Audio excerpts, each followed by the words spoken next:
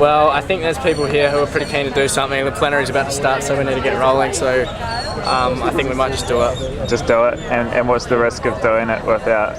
I mean, you might get thrown out. And what's the danger in that? Well, you won't be able to come back into the UN. But it's the last day, isn't it? So is there much to lose? A little bit to lose, a lot to gain.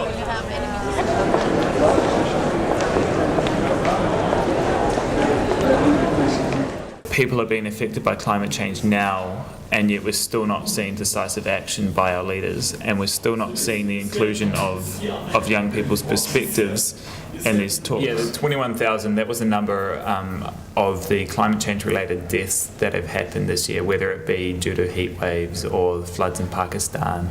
All of these are natural disasters which will be increased due to climate change. So we're already seeing massive natural disasters and deaths around the world. So we're witnessing the effects now, and yet our world leaders still aren't seeing it and still don't get it.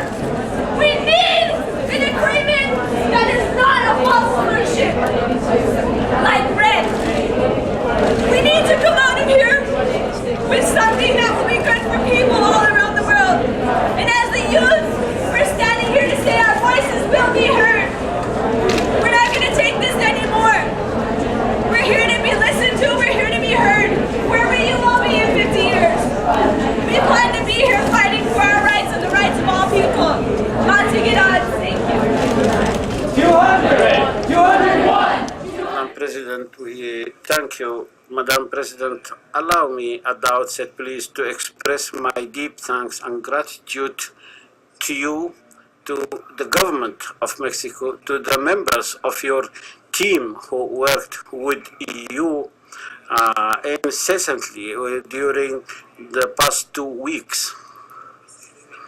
Madam President, you have proven that you are a dexterous and able leader and captain of the ship on which we are sailing. En este momento, muchos más están muriendo.